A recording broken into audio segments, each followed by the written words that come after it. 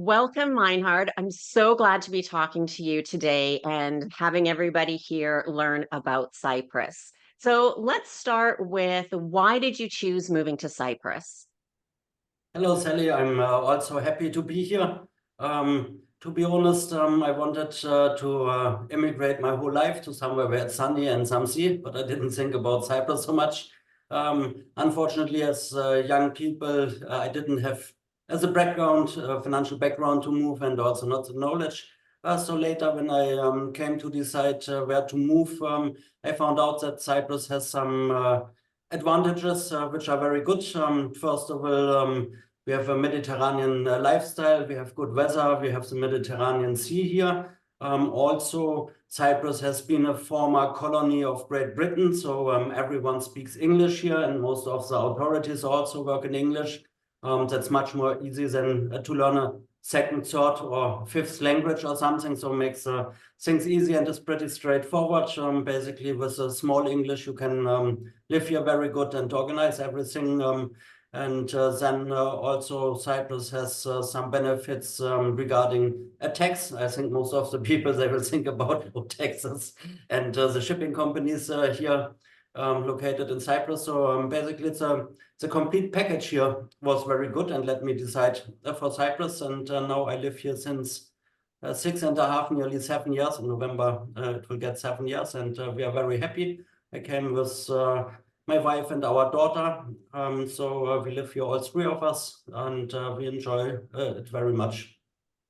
Excellent. And how old was your daughter when you moved there? Because I know some people that are listening think, I have kids, they're not sure if it's a good idea to move abroad with them. So if you don't mind me asking, how old was she? She was 14 when we came here. Now she is 19, getting 20 in September.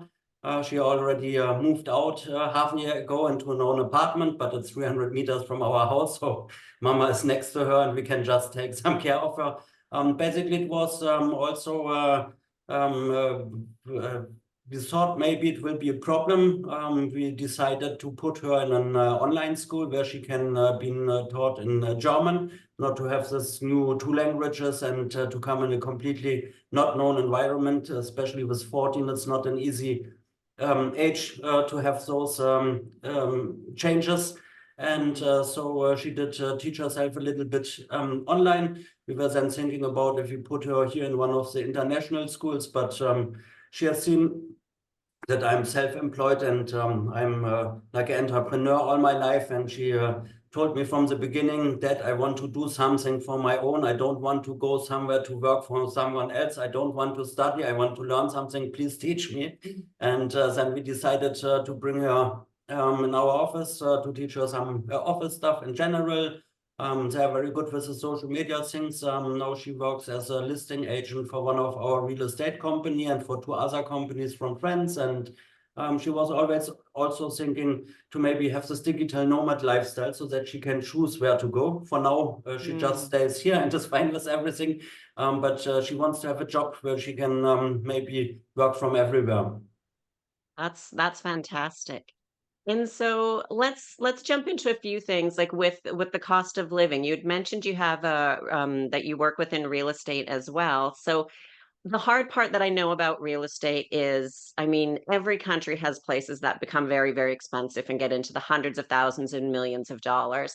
But for average people making income and like an average income, what kind of price range would it be? Kind of a two-part question within the three-ish, 3 to 5 most popular places, because I know it varies by destination, the prices will vary as well. So maybe if you could give us kind of the average for a nice, comfortable, kind of two-bedroom, two-bathroom apartment, or maybe small home, what that price range would be, and the kind of 3 to 5 maybe most popular areas in Cyprus. Yeah, I think that's very, very different, especially in the different places. As you can see in the background, it's a new marina in Limassol. If you buy a two-bedroom apartment there in one of the sky towers, you will pay like 5 million or something in the lower floors and maybe some more in the upper floors. And also they rent them for 8 or 10,000 euros, but that's not the standard place where to go. Limassol is the most expensive city within Cyprus.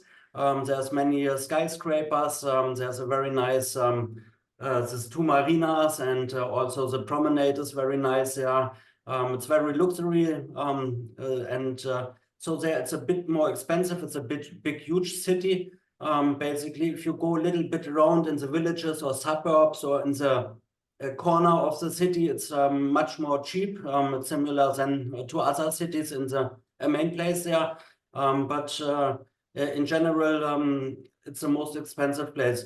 Then we have Nicosia. There are some business places which they are expensive. It's the main capital of Cyprus, but it's inland and has no sea access. Most of the people, if they come here, they prefer to live somewhere next to the sea. But many of the people which they are highly educated or they have companies, they relocate there because of all the stuff and all the embassies from other countries and all the business to do there. But there the rent is not high. There's some special locations and in town where it's expensive, yes, for sure. But in general, there's houses. So the living is affordable also for people which they just have normal employment. But most of the people will choose somewhere maybe in Limassol if they like this luxury living, or they will choose Paphos or Larnaca, which is much more cheap than Limassol.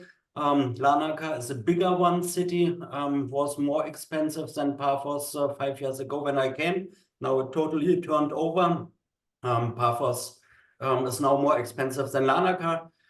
We get many people coming here. Also, there was an Australian award last week. They just gave a prize to Cyprus for the most viable living small city on the world. So they had like different categories like restaurants, shopping, lifestyle, traffic, all those things together, education and those things. And they just set Paphos as the most livable city worldwide. It's a small city, not from the big cities.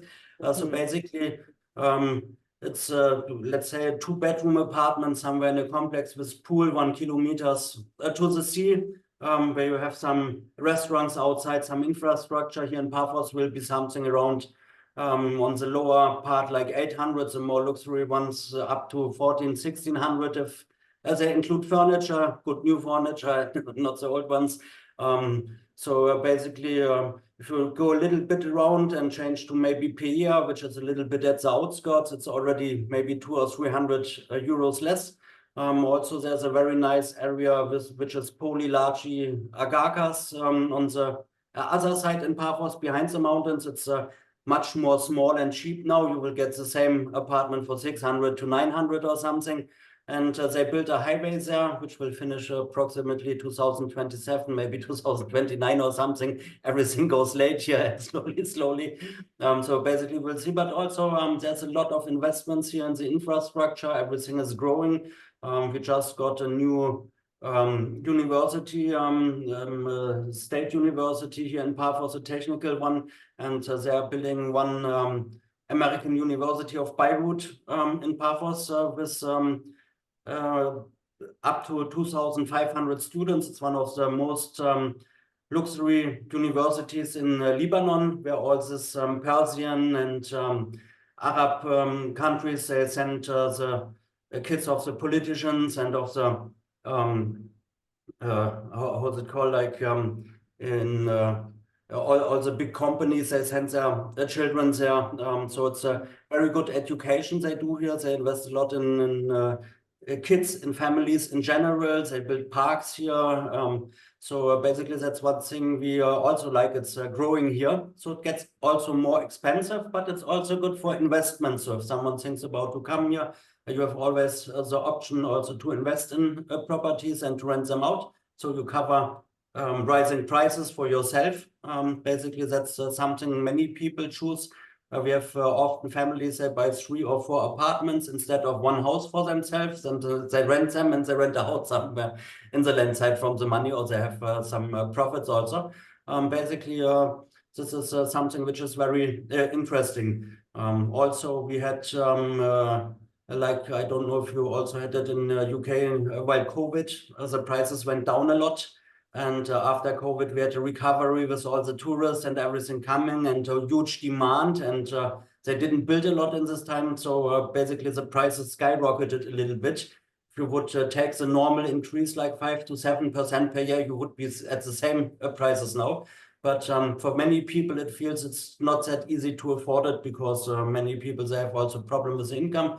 But for the people which they do business and which they have maybe money and they can invest and can afford those lifestyle, it's very easy and it's a very, very good thing because on an island, always there's not getting more place, it's getting less place. So prices for sure will be good and a good investment for your future or also for the retirement if you plan to do. And I think it's a very nice lifestyle you have here. It's very calm. It's very quiet and you can choose. So there's big cities also like Limassol if you like to have business and traffic and you like nightclubs and nightlife. So you can have a capital like a big city. Or if you want to have it a little bit smaller, you can choose to Paphos or to Larnaca to be somewhere where you can relax and enjoy your life. It's great. And which leads me to think too, because it is an island, what is kind of the average cost of living for food and for utilities? Do you find that when you're traveling or you're going back home, is it the same? Do you find it's cheaper? What would be kind of, I guess, an average monthly cost for a couple to include those utilities and food? Basically, it depends how long you live here. With the time you know where to go and where to buy something cheap and where's like local markets and local food and those things. Because in an island, everything which gets imported is expensive. So if I want to Mm-hmm. go to Lidl and buy German products or from Alpha Mega, like to find some British products, they will be for sure more expensive than there. But if I choose something from Greece or Italy or local one, if it's here, then it's much more less. So basically, when I came here, I said the cost of living is like 80% from Germany. After 4 or 5 years, I would reduce it to something like 60%, but it depends also on what you buy and what you use. In general, the banks here, they calculate 890 euros for an adult as cost of living. Everything above you can get as a rate for your loans, if you like. We, as a family with three, we can live with about 1,500 to 2,000 euros just to have the daily needs and the car and everything. If we want to have some luxury, go out or somewhere, we'll maybe spend like 2,500 or 3,000 euros per month for sure, because we like to go somewhere to a mini golf or to go a jet ski or to sit in a restaurant or something. So, but basically, I think the cost of living is not that high, so you can live here with less money than in the expensive countries. Also depends on what you do. Some people, they prefer to stay in the land side. There's a cheap rent. They have neighbors. They give them potatoes and oranges and everything what comes from the field for free. So you can live with very less money if you want to. There's a beautiful landside. You can go hiking. There's waterfalls and everything. So basically, if you choose to have this quiet lifestyle with much nature, you can live with very, very less. And if you prefer to have a good lifestyle, to have luxury, to go to the steakhouse or something, you can also do so. Basically, we have everything here what you need, and you can choose whatever you like. That's true. Everybody always has to it's always hard to talk about cost of living because it really does depend on the lifestyle that you want to have. So another important question that I'm sure people want to know about is what is the healthcare like in Cyprus? The healthcare is very good here. We have just one public insurance. It's like an NHS. It's called Yezi here in Cyprus. So there's no different companies like in Germany that you can choose between like 150 or something. So here's only this one state one, but you can also choose to do international private insurances as an add-on, or you can just choose to do one of both. The health system here, it's fully digitalized. So basically, if you get registered with an employment, maybe also you just do an employment in your own company to get all the benefits, which is also possible and much more common here. You have a fully digitalized system with your email and telephone number, so you get always a message if some doctor places some order or something, or if you get a receipt, or if you go to the um, pharmacy and pick something up. So everything is included there. Also, if you go to a blood test, you just leave from there and then you get an email. Your blood test is ready. You can download the PDF file. Your doctor can see it. He can call you. He can discuss with you. So you don't need to go there to pick it up, to bring it to your doctor, to come back.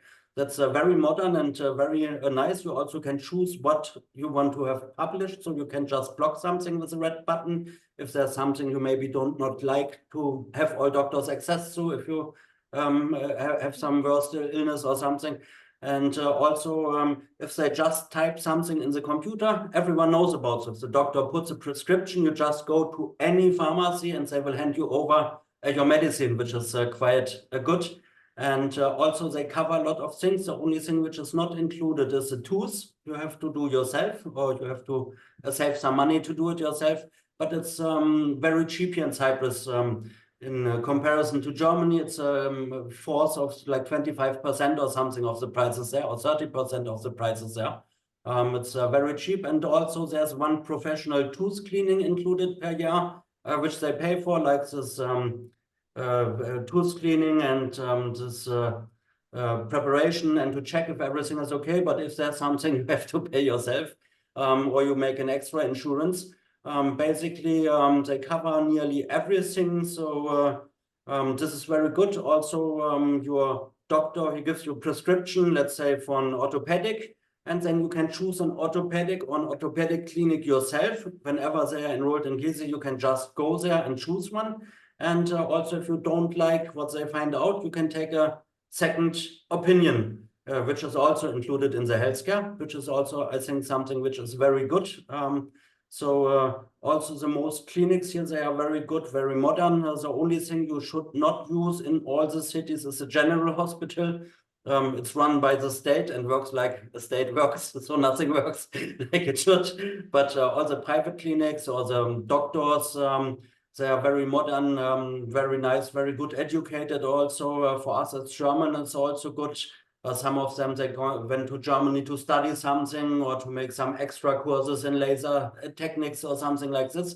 So basically, we also find people speaking German as our mother language, but also all of them, they speak English if you come from a British country, but there's also many Russians here or something. So in most places, you will find someone who speaks your native language, even if maybe not the doctor, maybe some employment, there's some employee like from the accounting or one of the sisters which they work there. So basically, it's very easy also to communicate with them. That's great because that's always an important thing is we want to make sure if something happens that we do have that great healthcare available. Yeah, Now I'm a also pet. Yeah, just go just ahead. one example, one example. In Germany, if my father needs to have a CT, like the computer tomography, he will have to wait 6 months. My wife, she had some that they found something with the X-ray and said we need to get to the computer tomography.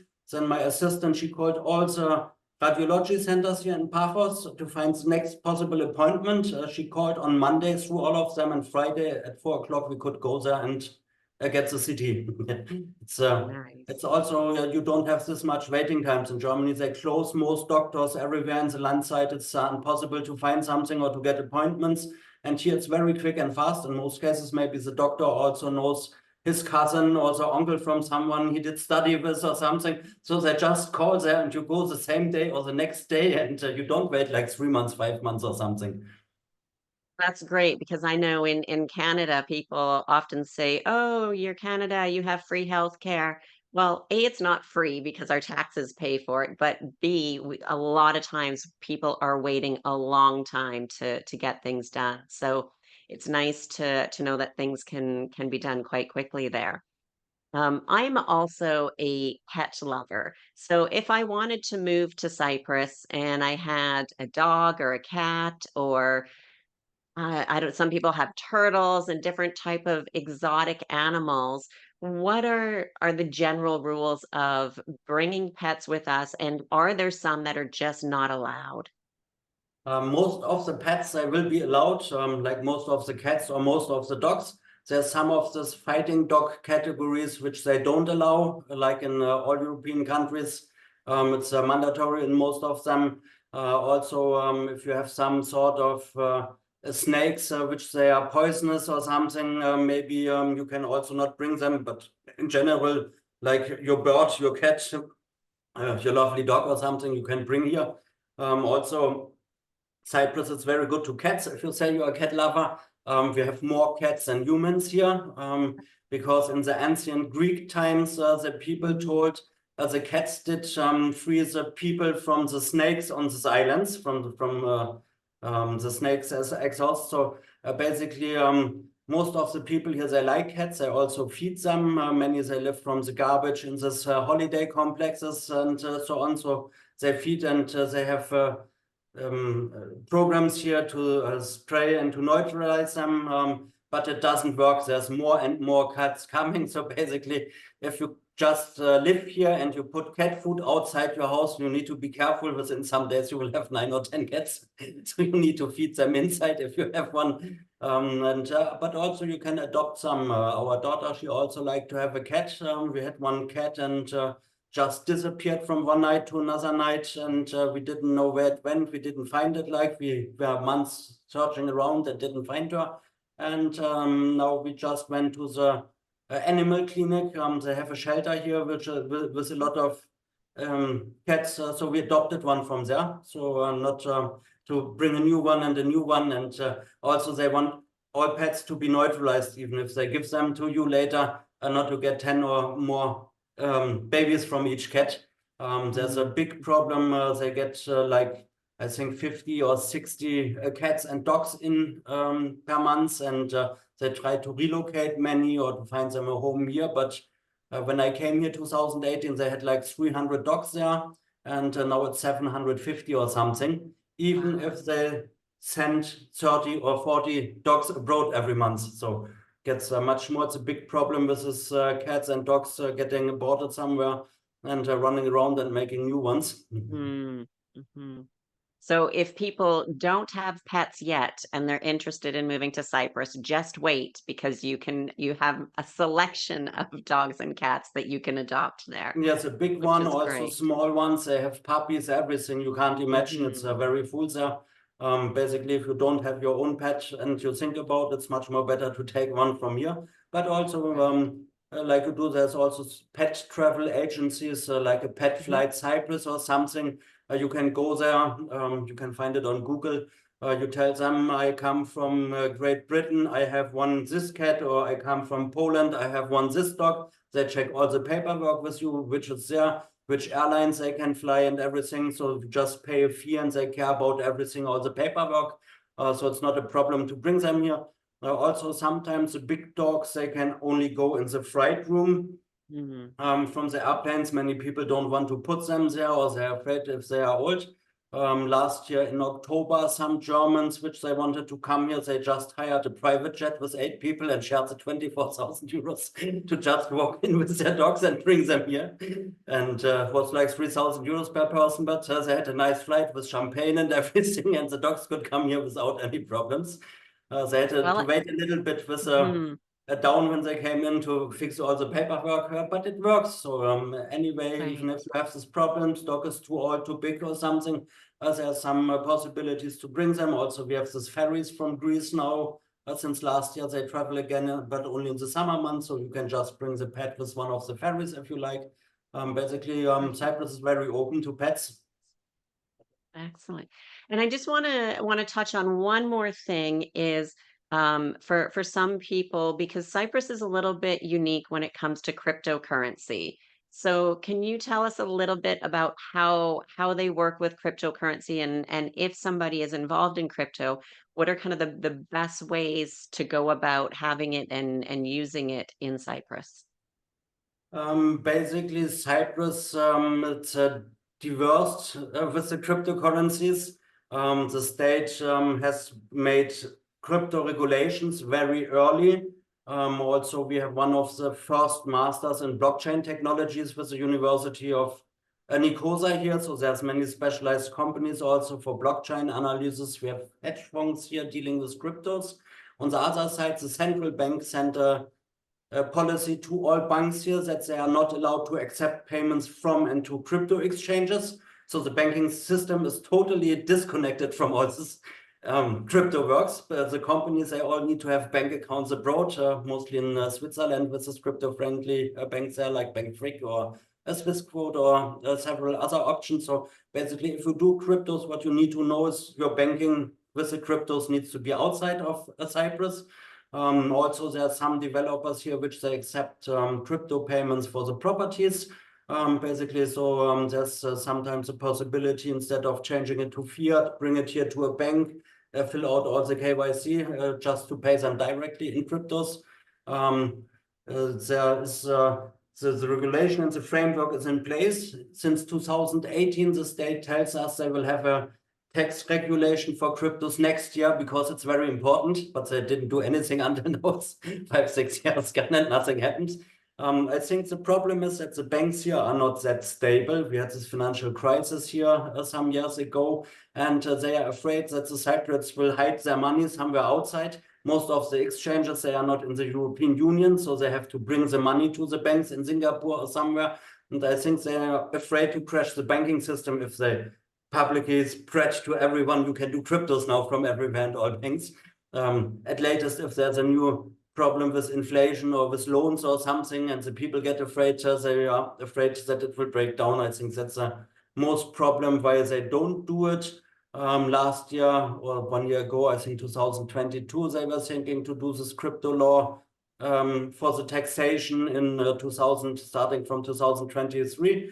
They were thinking about something like a flat tax, 5 to 7%, but we haven't heard anything yet also.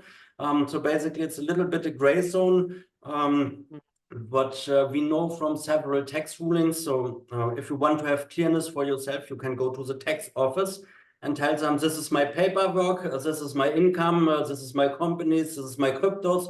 How do I get taxed? So you pay like 2,000 euros and within 1 month they respond how you for yourself personal can be taxed in this situation. So you have absolute clearness what to do. And from many of these rulings which the accountants did ask for clients, we know that they follow basically also some of the rules from the common law, from the British law. So basically they say if you do it for investment reasons and you keep it longer than 6 months, it's a capital gain, and this is completely tax-free in Cyprus.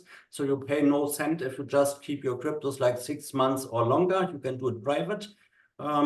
If you have shorter trades or much more trades, or you program bots for some exchanges to do loads of crypto trades all the day, and it's your main source of income, it can happen that it will be taxed with income tax. Income tax is the only tax we have in Cyprus, which is very high. So it goes up to 35% from 60,000 euros. If you have the situation that you deal a lot with cryptos, it's your only income, you do staking, you have trading, all those things, you should think about to set up a company. For all companies, there's a corporation tax of 12.5%, and you are covered for security reasons. No one can later come and tell you it's income, so you're safe. If you just do it like a hobby or investment on the long term, you don't need to set up a company extra, you don't need to do this work. So basically we look for every client, what's his special needs, how is the situation in total. Maybe someone has 2 or 3 companies running, has a business, is flying all the time, even he trades every day. Maybe it's also tax-free because it's like a hobby or something. So basically the personal situation, it's very important to decide what to do. And also it's a matter of the money. Like if you have like, or you buy after a crypto bull run, you buy thousands of Bitcoins and you sell them 4 years later, even if it's worth like 30 or 60 millions at the point now, it would be completely tax-free because it's a one transfer, it's a capital gain. Maybe someone else, he does some smaller trades, just receives 30 or 50,000 and it can become income. That's clearly, you have to look in detail what's the situation, but basically the total tax-free option, it's the most best that can happen. The worst option to do it in a company to be safe is 12.5%. It's also, I think, pretty fair.